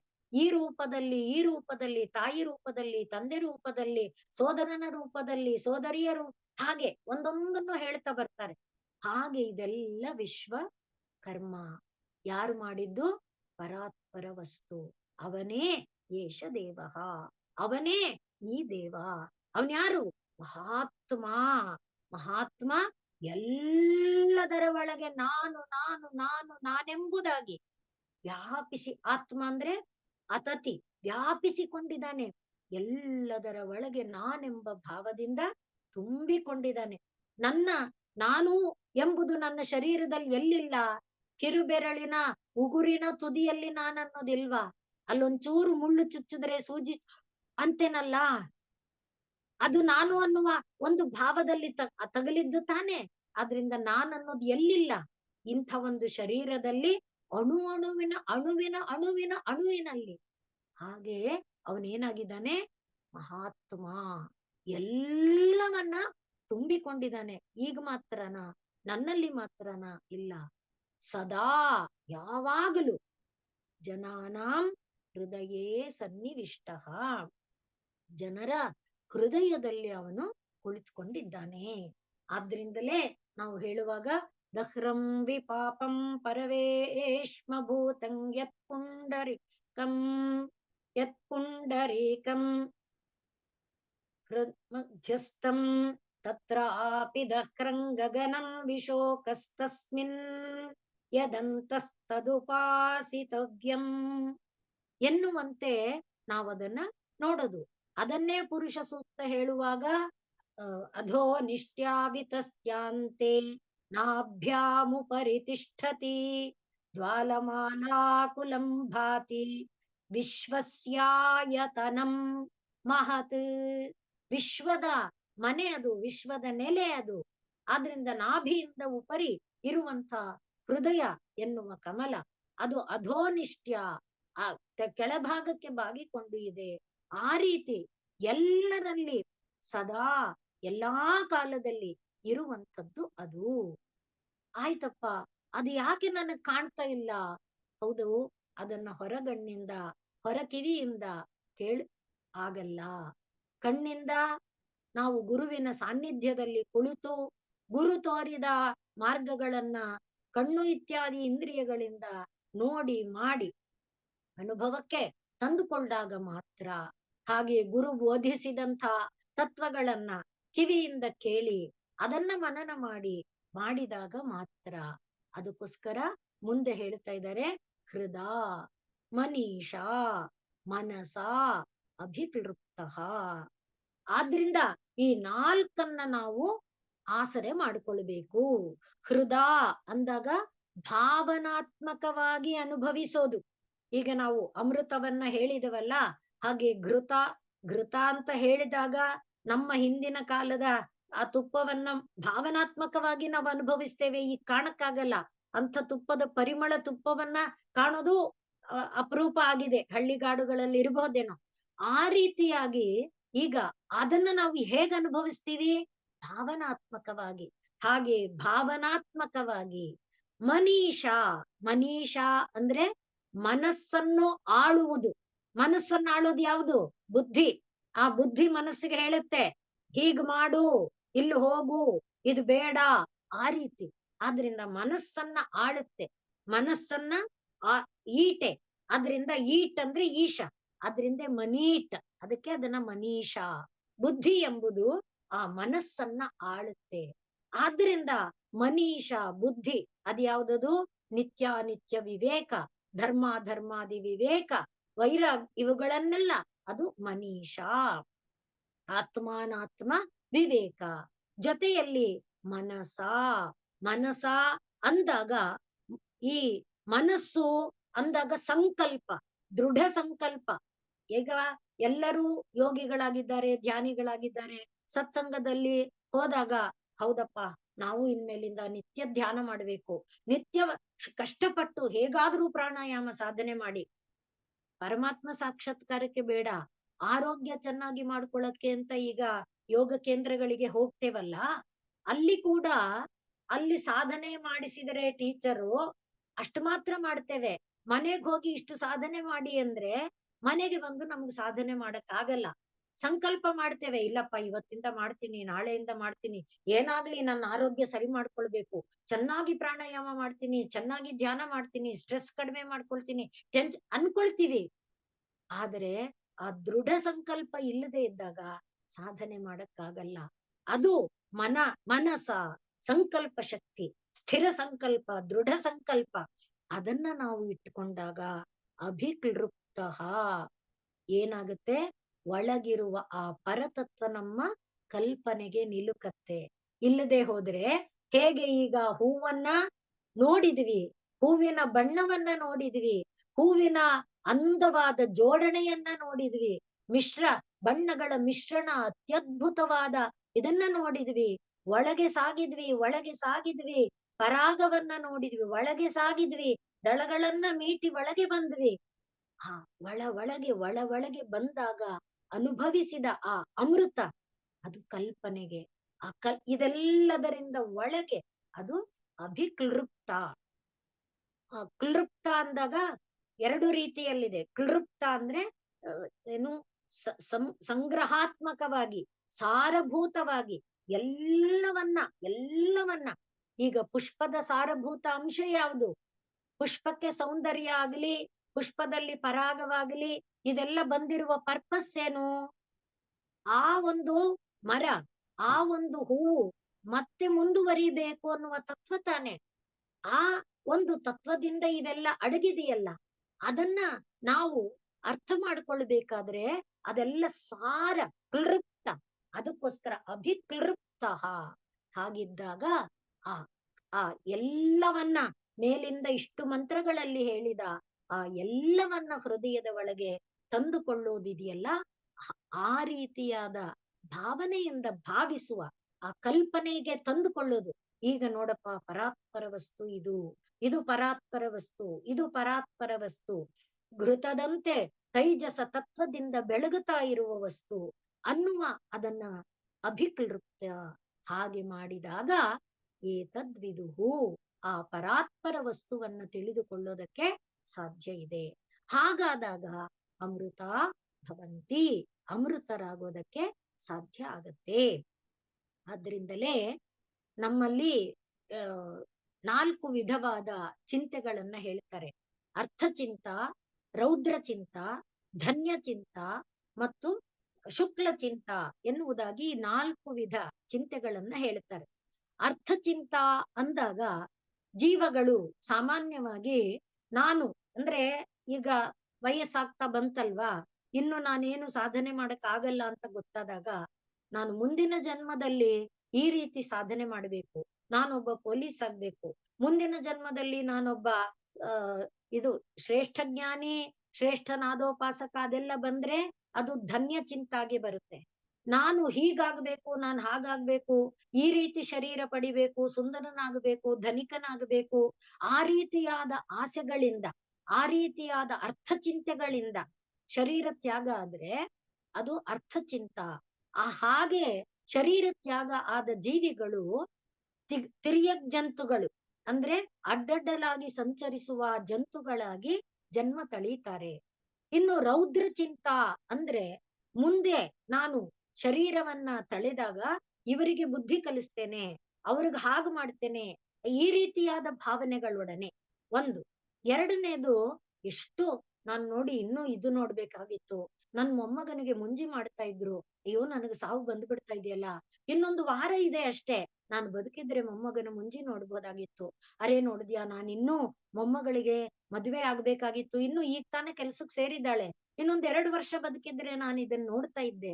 ಈ ರೀತಿಯಾದ ಆಸೆಗಳಿಂದ ಅಂದ್ರೆ ಸಂಸಾರ ಸಾಲದು, ಸಂಸಾರ ಅನುಭವಿಸಿದ್ದು ಮುಗುದಿಲ್ಲ ಇನ್ನು, ಸಂಸಾರದಲ್ಲಿ ಕಷ್ಟ ಸುಖಗಳಿದೆ ಅಂತ ಗೊತ್ತಿದ್ದು ಸಂಸಾರ ಬೇಕು, ಸಂಸಾರ ಬೇಕು, ನಾನಿನ್ನೂ ಸಂಸಾರ ಅನುಭವಿಸಬೇಕು ಅನ್ನೋ ಭಾವನೆ ಇದೆಯಲ್ಲ, ಆ ಭಾವನೆ ಇರುವಾಗ ಶರೀರ ಹೋಗುತ್ತಲ್ಲ, ಅದು ರೌದ್ರ ಚಿಂತ.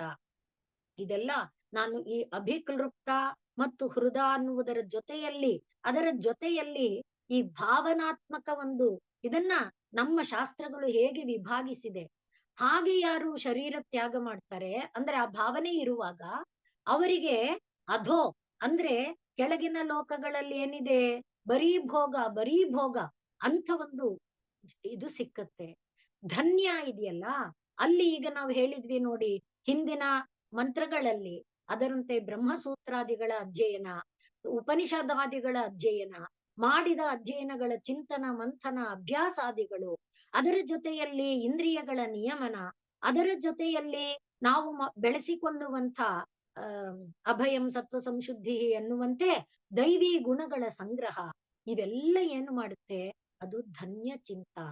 ಹಾಗೆ ಧನ್ಯ ಚಿಂತ ಇದರೊಳಗೇನೆ ನಾನು ಮುಂದಿನ ಜನ್ಮದಲ್ಲಿ ಒಳ್ಳೆ ಉಪಾಸಕನಾಗಬೇಕು, ಒಳ್ಳೆ ಸಾಧಕನಾಗಬೇಕು, ಒಳ್ಳೆ ಯೋಗಿವರ್ಯನಾಗಬೇಕು ಅಂತ ಒಂದು ಭಾವನೆ, ಅದಕ್ಕೆ ಬೇಕಾದ ಸಾಧನೆ. ಹಾಗೆ ಶರೀರ ತ್ಯಾಗ ಆದರೆ ಆಗ ಅವನು ಮುಂದಕ್ಕೆ ಏನಾಗ್ತಾನೆ, ಶುಕ್ಲ ಚಿಂತ ಅಂದ್ರೆ ನಾವು ಮೇಲೆ ಹೇಳಿದ್ವಲ್ಲ, ಎಲ್ಲವನ್ನ ಪರಿವೇಷ್ಟಿತಾರಂ, ಎಲ್ಲದರ ಒಳಗೆ ಗೂಢಂ ವಿಶ್ವಕರ್ಮ, ಇದು ಇದು ಪರಮಾತ್ಮನದು, ಇದು ಪರಮಾತ್ಮನದು, ಇದು ಪರಮಾತ್ಮನದು, ಇದು ಪರಮಾತ್ಮ, ಇದು ಪರಮಾತ್ಮ, ಹಾಗೆ ಅಣು ಅಣು ಅಣುವಿನಲ್ಲಿ ಅಡಗಿರುವ ಆ ಪರಾರ್ಥ ತತ್ವವನ್ನ, ಪರಮಾತ್ಮ ತತ್ವವನ್ನ, ಪರಮ ಸೌಂದರ್ಯ ಅಮೃತ ತತ್ವವನ್ನ ನೋಡುವಂತ ಒಂದು ಭಾವ ಶುಕ್ಲ ಚಿಂತ. ಅಂಥ ಒಂದು ಶರೀರ ಪ್ರಾಪ್ತಿ ನಮಗಾಗತ್ತೆ. ಇದನ್ನ ಸೂಕ್ಷ್ಮವಾಗಿ ಗೀತಾಚಾರ್ಯ 6ನೇ ಅಧ್ಯಾಯದಲ್ಲಿ ಹೇಳಿದ್ದಾನೆ. ಇದು ಭವಿಷ್ಯೋತ್ತರ ಪುರಾಣದಲ್ಲಿ ನಮಗೆ ವಿಸ್ತಾರವಾಗಿ ಚರ್ಚಿತವಾಗಿರುವಂತ ವಿಚಾರ. ಯಾಕೆ ಇಷ್ಟು ಮಾತನ್ನ ಹೇಳ್ತಾ ಇರೋದು ಅಂದ್ರೆ, ನಮ್ಮ ಒಂದು ಸಾಧನ ಈ ಹೃದಾ ಮನೀಷಾ ಮನಸ ಅಭಿಕ್ಲೃಪ್ತ ಅನ್ನುವಲ್ಲಿ ಈ ಸಾಧನಾ ಮಾರ್ಗದಲ್ಲಿ ಧನ್ಯ ಚಿಂತ ಇದೆಯಲ್ಲ, ಆ ಧನ್ಯ ಚಿಂತ ಇದೆ. ಅದರ ಮೂಲಕ ಅಂದ್ರೆ ನಾನು ಬ್ರಹ್ಮಸೂತ್ರ ಈಗ ನಾವು ಅಧ್ಯಯನ ಮಾಡ್ತಾ ಇದ್ದೇವೆ, ಸತ್ಸಂಗಾದಿಗಳಿಗೆ ಹೋಗ್ತಾ ಇದ್ದೇವೆ, ಇವುಗಳ ಮೂಲಕ ನಾವು ಹೇಳಿದ್ವಲ್ಲ, ಈಗ ಯೋಗ ಕ್ಲಾಸ್ಗೆ ಹೋಗ್ತಿ, ಎಲ್ರು ಹೇಳ್ತಾರೆ ನಾನು ಸತ್ಸಂಗಕ್ಕೆ ಹೋಗ್ತೀನಿ, ನಾನು ಯೋಗಕ್ಕೆ ಹೋಗ್ತೀನಿ, ನಾನು ಭಜನೆ ಕ್ಲಾಸ್, ಆದ್ರೆ ಅಲ್ಲೆಲ್ಲ ಮನಸ್ಸಿರೋದೆಲ್ಲಿ ಹೊರಗೇನೆ. ನಮ್ಮ ಒಡವೆ ವಸ್ತುಗಳು, ನಮ್ಮ ಭೌತಿಕವಾದ ಜೀವನ, ಅದಕ್ಕೆ ಸಂಬಂಧಪಟ್ಟಂತ ಮಾತು ಇಷ್ಟೇನೆ, ಅದನ್ನ ವಿನಿಮಯ ಮಾಡ್ಕೊಳಕ್ಕೆ ಇದು ಒಂದು ನಿಮಿತ್ತ ಮಾತ್ರ. ಆಗೇನಾಗತ್ತೆ, ಅಲ್ಲಿ ಮನಸ್ಸು ಸ್ಥಿರವಾಗಿ ಅಡಗಿರಲ್ಲ. ಆದ್ರಿಂದ ನಾನು ಸತ್ಸಂಗಕ್ಕೆ ಹೋಗಿದ್ರು, ಭಜನೆ ಮಾಡಿದ್ರು, ಯೋಗಾಭ್ಯಾಸ ಮಾಡಿದೀನಿ ಅನ್ಕೊಂಡ್ರು ಅದರ ಫಲ ನನಗಿಲ್ಲ. ರೀತಿಯಲ್ಲಿ ಧನ್ಯ ಚಿಂತ, ಅದು ಸ್ಥೈರ್ಯ ಸ್ಥಿರವಾಗಬೇಕಾದ್ರೆ ಇದು, ಅದಕ್ಕೋಸ್ಕರ ಆ ರೀತಿ ಶಾಸ್ತ್ರಗಳನ್ನ ಅಧ್ಯಯನ ಮಾಡೋದು, ಶಾಸ್ತ್ರಗಳನ್ನ ಗುರುಮುಖೇನ ಕೇಳಿಕೊಳ್ಳುದು, ಶಾಸ್ತ್ರಗಳ ಸಾರಭೂತವಾದ ಅಂಶವನ್ನ ಮನನ ಮಾಡಿಕೊಳ್ಳುದು, ಹಾಗೆಲ್ಲ ಮಾಡುವುದರ ಮೂಲಕ ಮನ ಬುದ್ಧಿಗಳ ಮೇಲೆ ನಮ್ಮ ಒಂದು ನಿಯಂತ್ರಣವನ್ನ ತಂದುಕೊಳ್ಳುವುದರ ಮೂಲಕ ಅದರ ರೀತಿಯಲ್ಲಿ ನಾನು ಆ ಪರಾತ್ಪರ ವಸ್ತುವಿನ ಆ ಒಂದು ಏನು ಸಾರಭೂತ ಅಂಶ ಅದನ್ನ ನಾನು ಅಭಿಕ್ಲೃಪ್ತ ಹಾಗೆ ಮಾಡಿದಾಗ ಆ ಪರಾತ್ಪರ ವಸ್ತುವಿನ ತತ್ವಸ್ವರೂಪನನ್ನ ಅನುಭವಕ್ಕೆ ಬರುತ್ತೆ.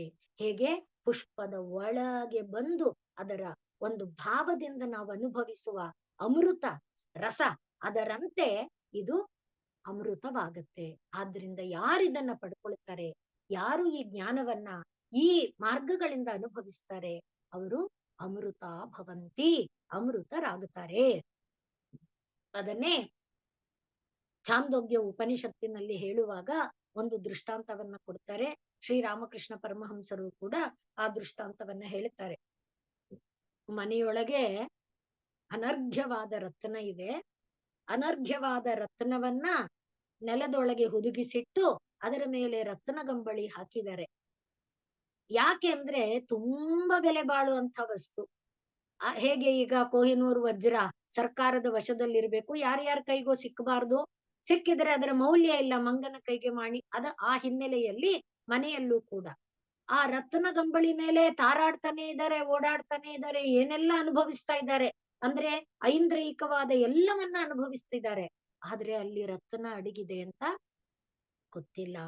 ಅದೇ ಯಾರಾ ಅರಿತವನು, ಆ ಮನೆಯ ಮರ್ಮವನ್ನ ಅರಿತಂತವನು, ಮನೆಯ ಯಜಮಾನ, ಅಲ್ಲೇ ತತ್ವ ಇದೆ, ಮನೆಯ ಯಜಮಾನನ ಹೃದಯವನ್ನ ಅರಿತಂತ ಮಿತ್ರ, ಅವನು ಬಂದು ಯಾಕಪ್ಪ ಈ ತರ ಕಷ್ಟದಲ್ಲಿದ್ದೀರಿ, ನಿಮ್ಮನೇಲಿ ರತ್ನ ಇದೆ ಕಣೋ, ನಿಮ್ಮಪ್ಪ ಇಲ್ಲಿ ಹುದುಗಿಸಿಟ್ಟಿದ್ದಾರೆ. ನೋಡಿ, ಮಹಾಭಾರತದಲ್ಲಿ ಅರಗಿನ ಮನೆ ಪ್ರಸಂಗ ಬಂದಾಗ ಅರಗಿನ ಮನೆಯಲ್ಲಿ ಒಂದು ಅರಗಿನ ಮನೆ ಮಾಡಿಸಿದಾನೆ ಅನ್ನುವುದು ವಿದುರನಿಗೆ ಗೊತ್ತಾಗ್ಬಿಡ್ತು. ಅದಕ್ಕೋಸ್ಕರ ವಿದುರ ಏನು ಮಾಡ್ದ, ರಹಸ್ಯವಾಗಿ ದೂತರನ್ನ ಕಳಿಸಿ ಒಂದು ಸುರಂಗವನ್ನ ತೋಡಿಸ್ದ. ಸುರಂಗವನ್ನ ತೋಡಿಸಿದ ಮೇಲೆ ಹೇಳು ಯುಧಿಷ್ಠಿರನಿಗೆ, ಇಲ್ಲೊಂದು ಸುರಂಗ ಇದೆ, ನೀವೇನಾದ್ರೂ ಅಪಾಯಕ್ಕೆ ಸಿಲುಕಿಕೊಂಡ್ರೆ ಈ ಸುರಂಗದ ಮೂಲಕ ತಪ್ಪಿಸಿಕೊಳ್ಳಿ ಅಂತ ಹೇಳಿಬಿಟ್ಟು ಬಾ ಅಂತ ಹೇಳಿದ್ರು. ಆಗ ಅವನು ಸುರಂಗ ಮಾಡಿದ ಶಿಲ್ಪಿ ಇದಾನಲ್ಲ, ಆರ್ಕಿಟೆಕ್ಟ್, ಅವನು ಯುಧಿಷ್ಠಿರನನ್ನ ಕಂಡು, ಈ ಮನೆಯಲ್ಲಿ ಅಪಾಯ ಇದೆ, ಎಂದಿಗಾದ್ರೂ ನೀವು ಅಪಾಯಕ್ಕೆ, ನೋಡಿ ಇದೆಲ್ಲ ತತ್ವನೇ, ಈ ಮನೆಯಲ್ಲಿ ಎಂದಿಗಾದ್ರೂ ನೀವು ಅಪಾಯಕ್ಕೆ ಸಿಲುಕಿಕೊಂಡ್ರಿ ಅಂದ್ರೆ ತಪ್ಪಿಸಿಕೊಳ್ಳಕ್ಕೆ ಸುರಂಗ ಇದೆ. ಆ ಸುರಂಗಕ್ಕೆ ನಾನು ಗುರುತಾಗಿ ಒಂದು ಆನೆ ಇಟ್ಟಿದ್ದೇನೆ. ಇಲ್ಲಿ ಸುರಂಗ ಇದೆ ಅಂತ ಯಾರಿಗೂ ಗೊತ್ತಾಗ್ಬಿಡುತ್ತಲ್ಲ. ಯಾಕೆಂದ್ರೆ ಚಾರಚಕ್ಷುಷಾಹಿ ರಾಜನಃ, ಚಾರರ ಮೂಲಕ ತಿಳ್ಕೊತಾ ಇರ್ತಾರೆ ವಿಚಾರಗಳನ್ನ. ಆದ್ರಿಂದ ದುರ್ಯೋಧನ ಇವರ ನಾಶನ ಬಯಸ್ತಾ ಇರೋ ಅಂತ ತಿಳ್ಕೊಳಲ್ವಾ, ಇವ್ರು ಏನೋ ಒಳಗೆ ತಿಳ್ಕೊಂಡ್ಬಿಟ್ಟಿದ್ದಾರೆ ಅಂತ ಗೊತ್ತಾಗಬಾರ್ದಲ್ಲ. ಅದಕ್ಕೆ ಅವನೇನ್ ಮಾಡಿದಾನೆ, ಸುರಂಗದ ಮೇಲೆ ರತ್ನಗಂಬಳಿ ಹಾಸಿ ಅಲ್ಲೊಂದು ಆನೆಯನ್ನ ಇಟ್ಟಿದ್ದಾನೆ. ಅದನ್ನ ಹೇಳಿದಾನೆ.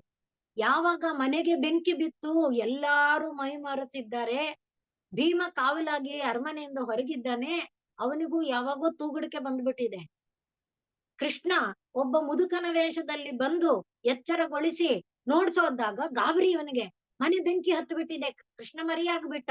ಎಚ್ಚರಗೊಳಿಸಿದ ಮೇಲೆ ಅರಿರೇ ಅಂತ ಒಳಗೆ ನುಗ್ಗದ, ಎಲ್ಲರನ್ನ ಭುಜದ ಮೇಲೆ ಹಾಕೊಂಡ, ಓಡ್ತಾನೆ, ಎಲ್ಲಾ ಮನೆ ತಿರುಗುತ್ತಾ ಇದ್ದಾನೆ. ಕೊನೆಗೆ ಯಾವಾಗ ಆನೆ ಒದ್ದ, ಅದಕ್ಕೆ ಆತುರದಲ್ಲಿ ಆನೆ ಒದ್ದ ಅಂತಾರೆ, ಆನೆ ಒದ್ದಾಗ ನೆನಪಾಯ್ತು, ಅರೆರೇ ಇಲ್ಲಿ ಸುರಂಗ ಇದೆ. ಹಾಗೆ ಅಂದ್ರೆ ಆ ಸುರಂಗದ ಮೂಲಕ ಅವನು ತಪ್ಪಿಸಿಕೊಂಡನಲ್ಲ, ಹಾಗೆ ರತ್ನಗಂಬಳಿಯಲ್ಲಿ ಅಡಿಯಲ್ಲಿ ರತ್ನ ಅಡಗಿದೆ. ಮನೆಯ ಯಜಮಾನ ಆತ್ಮತತ್ವ, ಮನೆಯ ಯಜಮಾನನ ಹೃದಯವನ್ನ ಅರಿತಂತ ಅವರು ಅಂದಾಗ ಹೃದ ಮನೀಷ ಮನಸ, ಇವರು ಆ ಅರ್ಥವನ್ನ ತಿಳ್ಕೋಬೇಕು ಅಂದ್ರೆ ಇವರೆಲ್ಲ ನಮ್ಮ ಜೀವನದಲ್ಲಿ ಗುರುವಿನ ಬಳಿಗೆ ಹೋಗೋದು, ಗುರುವಿನಿಂದ ಕೇಳೋದು, ಶಾಸ್ತ್ರಗಳನ್ನ ಅಧ್ಯಯನ ಮಾಡೋದು, ಮಾಡಿದ್ದನ್ನ ಮನನ ಮಾಡೋದು, ಅನುಷ್ಠಾನ ಮಾಡೋದು, ಜಪ ಮಾಡೋದು, ಇವೆಲ್ಲ ಹಾಗಾದಾಗ ಆ ಒಳಗಿರುವ ಅನರ್ಘ್ಯ ರತ್ನ, ಇದು ಛಾಂದೋಗ್ಯ ಉಪನಿಷತ್ತಿನಲ್ಲಿ ಬರುವಂಥದ್ದು. 8ನೇ ಅಧ್ಯಾಯದಲ್ಲಿ 8ನೇ ಖಂಡದಲ್ಲಿ 3 ಮತ್ತು 3ನೇ ಇದರೊಳಗೆ ಬರುತ್ತೆ. ಅಲ್ಲಿ ಹೇಳುವಾಗ ಹೃದಯ ಅಯಂ, ಹೃದಯ ಅನ್ನುವುದಕ್ಕೆ ಅಲ್ಲಿ ವ್ಯುತ್ಪತ್ತಿಯನ್ನು ಕೂಡ ಹೇಳ್ತಾರೆ. ಹೃದಯ ಅಯಂ ಇತಿ ಹೃದಯಂ ಅಂತ. ಹಾಗೆ ಈ ಅನರ್ಘ್ಯ ರತ್ನ ಯಾವ ಸುರಂಗಗಳು ಕಣ್ಣಿನ ಒಳಗೆ ಆವೃತ್ತ ಚಕ್ಷು, ಆ ಸುರಂಗದ ಒಳಗೆ, ಕಿವಿಯ ಒಳಗೆ ಸುರಂಗದ ಒಳಗೆ, ಅದ್ರಿಂದಲೇ ಯಾವುದು ಕಣ್ಣಿನ ಒಳಗೆ ನೀನು ಕಣ್ಣೊಳಗೆ ಒಳಗಣ್ಣಿನೊಳಗೆ ನೋಡೋ ಮೋಕ್ಷ ಸಾಮ್ರಾಜ್ಯ, ಒಳ ಕಿವಿಯೊಳಗೆ ಕೇಳೋ ನಾದದ ಬೇರ. ಆ ರೀತಿಯಾಗಿ ನಾವು ಆ ಒಳಗೆ ಸುರಂಗದ ಒಳಗೆ ಪ್ರವೇಶ ಮಾಡುವುದಿದೆಯಲ್ಲ, ಆ ತತ್ವವನ್ನ ಇದು ನಮಗೆ ತಿಳಿಸಿ ಹೇಳ್ತಾ ಇದೆ. ಇದನ್ನ ನಾಳೆ ದಿವಸಕ್ಕೆ ಮುಂದುವರಿಸಿಕೊಳ್ಳೋಣ. ಓಂ ಪೂರ್ಣಮದಃ ಪೂರ್ಣಮಿದಂ ಪೂರ್ಣಾತ್ ಪೂರ್ಣಮುದಚ್ಯತೆ ಪೂರ್ಣಸ್ಯ ಪೂರ್ಣಮಾದಾಯ ಪೂರ್ಣಮೇವಾವಶಿಷ್ಯತೆ. ಓಂ ಶಾಂತಿ ಶಾಂತಿ ಶಾಂತಿ. ಸರ್ವೇ ಭವಂತು ಸುಖಿನಃ, ಸರ್ವೇ ಸಂತು ನಿರಾಮಯಾಃ, ಸರ್ವೇ ಭದ್ರಾಣಿ ಪಶ್ಯಂತು, ಮಾ ಕಶ್ಚಿತ್ ದುಃಖ ಭಾಗ್ ಭವೇತ್. ಹರಿ ಓಂ ತತ್ಸತ್. ಶ್ರೀರಾಮಕೃಷ್ಣಾರ್ಪಣಮಸ್ತು.